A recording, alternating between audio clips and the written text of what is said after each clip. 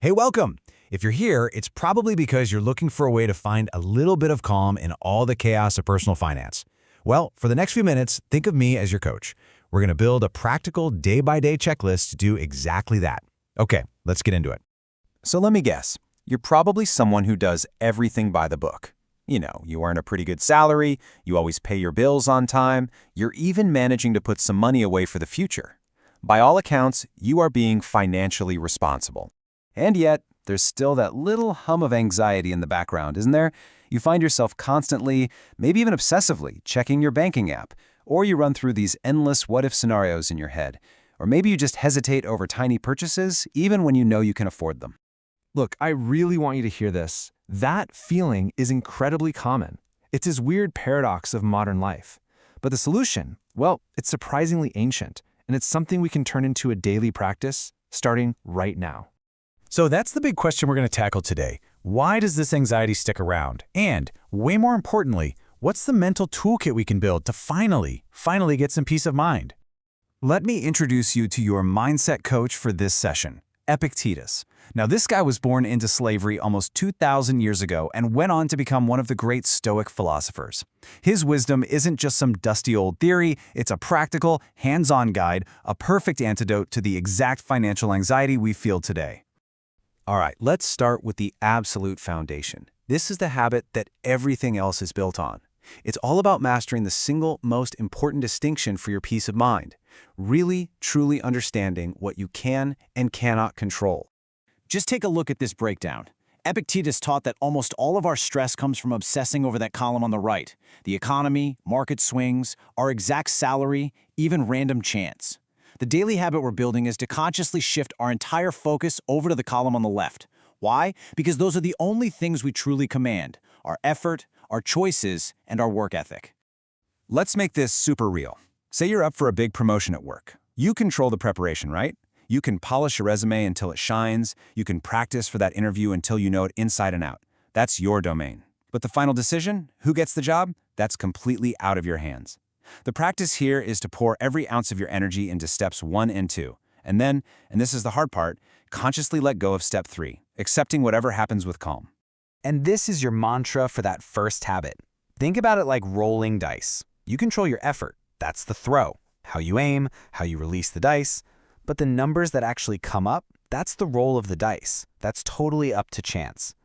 All you can do is focus on your throw. Okay, you ready for the next part? Let's get into what I call the Mindset Reset program. This is all about a few powerful mental reframes. Think of them like a software update for how your brain deals with financial stuff, especially with loss. You see, the Stoics had this idea that we never truly own anything. We're just temporary guardians.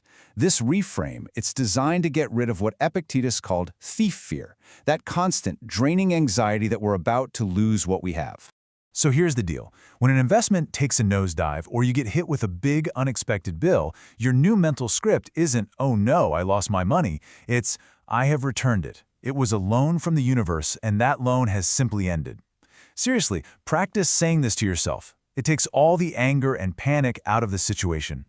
Okay, on to habit 3. This one is all about preventing what I call the second hit. So let's say the market dips and your portfolio loses $1,000.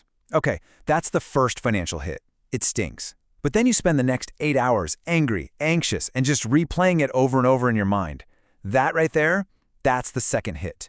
And it's 100% self-inflicted. So here's your new mantra. This is so powerful. Instead of letting that loss ruin your whole day, you make a conscious transaction in your head. You mentally frame it as, "I am buying my peace of mind for $1,000. It totally reframes the loss as a purchase, which gives you back control over your emotional state. And let's be honest, that is way more valuable than the money you've returned. Habit 4. This one requires us to completely redefine what wealth even is. I mean, most of us see this equation and we spend our entire lives trying to increase that top number, what we have. We're always chasing bigger salaries, more stuff, thinking that's what's going to bring us security. But the Stoic approach, it's way more effective. And honestly, it's a bit of a secret weapon. As you can see, the real power isn't in endlessly chasing more. It's in shrinking the denominator. You gain true wealth and peace by consciously managing and reducing what you want. You get rich by subtracting your desires. And habit 5 is all about putting money in its proper place. The Stoics had a great term for it, a preferred indifferent. Think of it like this, having a sunny day versus a rainy one. Yeah, you prefer sunshine, right? It's nicer, it's more convenient, but a rainy day doesn't make you a worse person. Money is exactly the same. It's nice to have, for sure, but it has absolutely zero impact on your actual character. Getting a pay cut doesn't cut down who you are as a person. All right, time for a little homework. Habit 6 is an active exercise. You see, most of our financial fear isn't actually about survival, it's about the fear of losing status and comfort. So this week, we're going to test that fear in a safe, totally controlled way. So here's your assignment. Pick one of these things, just for a single day. Wear that old t-shirt you never wear out. Eat a super simple meal like rice and beans. Experience a tiny chosen bit of discomfort. And you know what you'll discover? You're completely, totally fine. That anxiety you felt wasn't about surviving, it was all about status and what other people might think. And that's the huge lesson you get from this little exercise. Financial setbacks, they might affect your level of comfort for sure, but they have zero power over your character, your resilience, or your ability to think and solve problems. You are still you. And that brings us to our 7th and final habit. And honestly, this one might be the most powerful of them all. It's about ending the one game you can absolutely never ever win. The comparison game. You know, when we look at what other people have, we only ever see the reward. We don't see the price they paid to get it. That shiny luxury car, it might have cost someone 16-hour workdays and their health. That huge house could have cost them their family relationships or their own peace of mind. Everything has a hidden price tag.